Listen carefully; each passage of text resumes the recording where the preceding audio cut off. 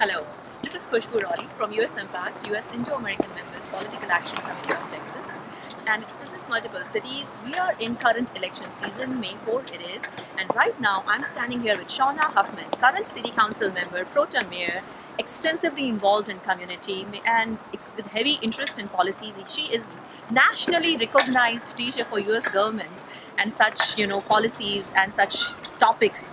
So she comes with tremendous experience already and know-how and deep passion towards, all the policies and the government, the way it works and stuff like that. So thank you so much for giving us your time, and thank you so much for already serving the community. Yes, thank you. And trying it again all over.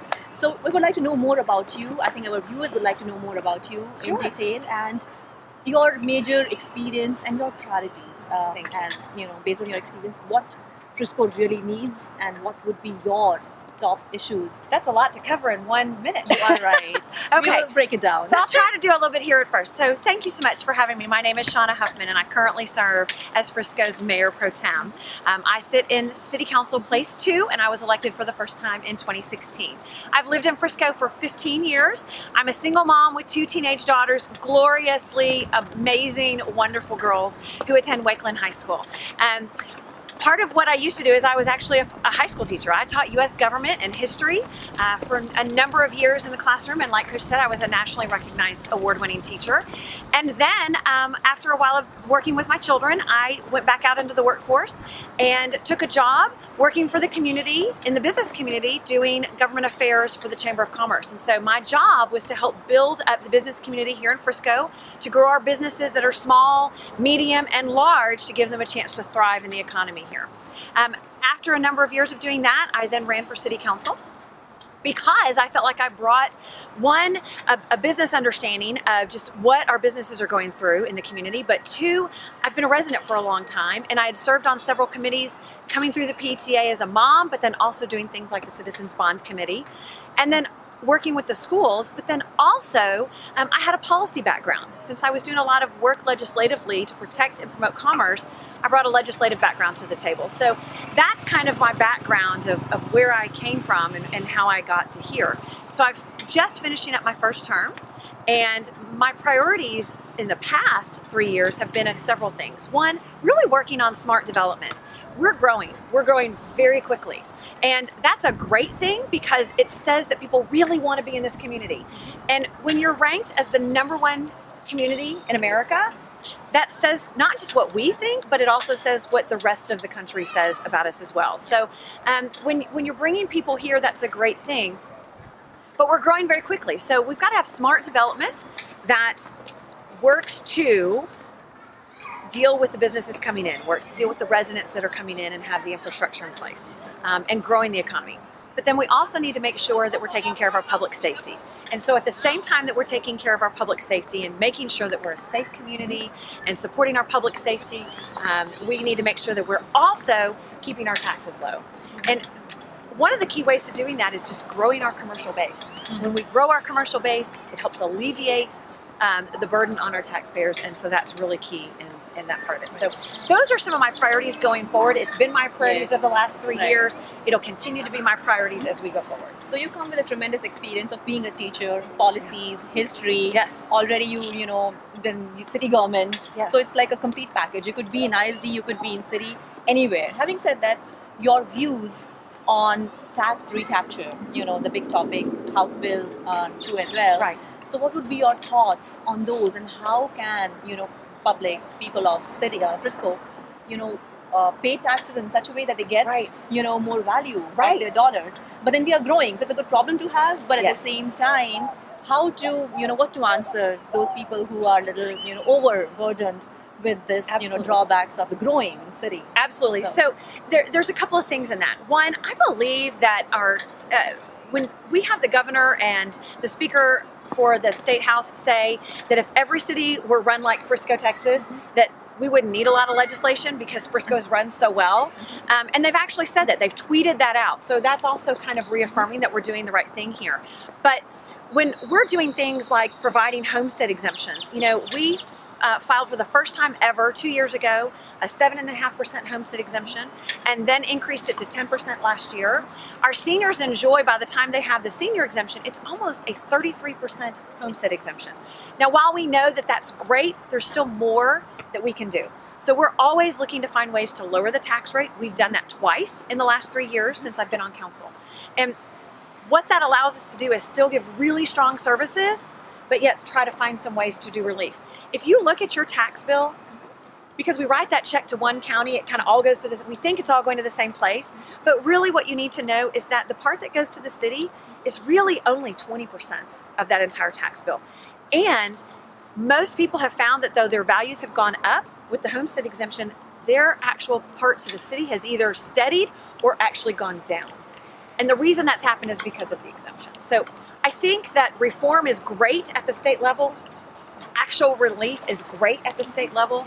But what's really important is making sure that there's real relief of money going back into the pockets. The way the bill has stood today, it doesn't really do that. They actually invited Frisco and me to come down. The chair of Ways and Means invited me to come down and testify on the bill, not against the bill, not for the bill, to testify what we're doing in Frisco to provide that real relief. And they were actually very impressed and said that, again, the way Frisco was doing things was the way every city should model after. That said, we still know that property taxes are a strain for a lot of people. I'm a single mom, so I've got to write that check all by myself and make sure that that happens. So I believe there's still more that we can do. And that's where we get that commercial base rising, and that's where we also look to increase our homestead exemption even more. So those are things that we can do that will help to make sure we're going forward in a way that's positive for our residents. Very true.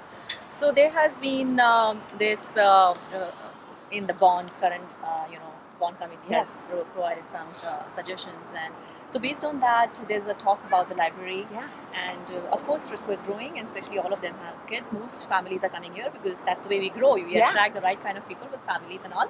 So we need more libraries and we need more such services. So what are your thoughts on that particular thing? Absolutely. So we do have 5 bond packages, but you're asking specifically about the $62 million that will actually refurbish a library. And it's not just moving the library, it's actually building a library per se, because the library is actually behind us here. And I don't know if you can tell, but it's crowded today. It is 5 o'clock on a Friday afternoon on a holiday, and it's packed with people.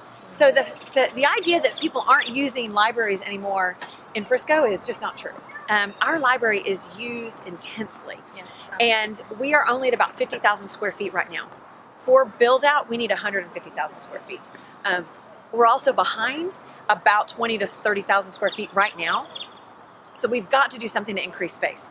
When our citizens committee, and it was a citizens committee that reviewed the bond packages and the possibilities, and they took all the data.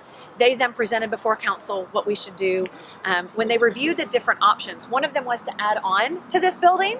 That was going to be very expensive, and it was not going to give all the needs that were there. The other option was to build satellite libraries more, and that was also more expensive, not only in building them, but it was then more expensive in maintaining and running them with staff, because you've got to have double and triple of everything. So then the option came up to move. There's a building behind this that's connected to the Discovery Center, where we have lots of kids all the time. There's a company that's moving out, and the city owns the building to take that down basically to the foundation and the walls and start over and build all the square footage that they need. And it's not only going to have all the square footage for books and supplies and checkout materials and STEM, but it's also going to have study rooms, more study rooms, so that if kids are tutoring, they can go there, and meeting rooms. And it's going to be a great public space for our citizens to enjoy. So that is up to the voters to decide. If you don't decide to do that, then we won't be moving. But the key thing to know is we've got to expand. If we don't expand, we can lose accreditation. We're right on the verge. And if we lose accreditation, then we lose the ability to get grants from the state and federal government for the libraries. And that's how we do a lot of the cool things we do, is like federal grants. So See, policy is not easy. It's interlinked with so many things. It is. So, but thank you for giving your perspective. Now, as you've been part of chamber and all, there's so many businesses coming here, PGA and all of Yes. that. Well, people are moving as well, so their apartment as well. So what is your vision in terms of building Frisco Absolutely. in Absolutely. future, 5 years from now, 2 years from now? So, we need diverse housing. We really do, because not everybody wants to live in what we kind of thought of as that single family home with a picket fence. But we need to make sure that it's balanced and it's appropriate. There's a lot of zoning that already exists that we cannot change. But what we can do is we can work with those developers to continue to only put the multifamily zoning along the tollway where it makes sense with office space, and we can require office space to go in with that, which gives us room for more business. The other thing to pay attention to there is we want to make sure as we're doing that we're doing it the right way. And when we've worked with developers already, we've actually been able to decrease the number of multifamily that have been on the books for a long time this year alone. When I first came on council in 2016, our projected build out was at 400,000. Over 400,000 actually. And now with the things that we've been able to do with zoning and with some of the negotiations we've done with builders, we've been able to drop that down to about 302,000. So we've made a 25% reduction in the density, the projected density going forward. That's huge. In 3 years, we've done a 25% reduction in density. So I think we're working smartly in that, but we need to be careful in how we do it as well. And it's on all of our minds. Every project we look at we're dealing with that and wondering how to do it better.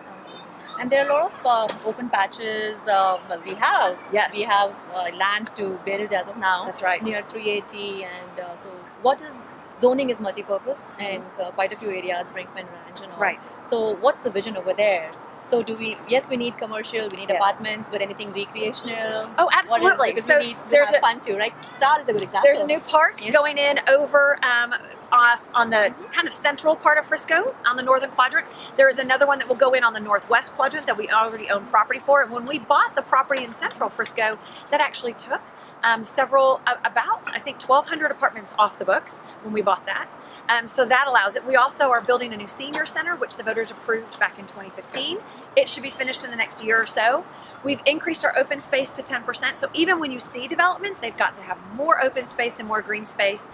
So we're doing lots of things going north. We're going to start moving on Grand Park.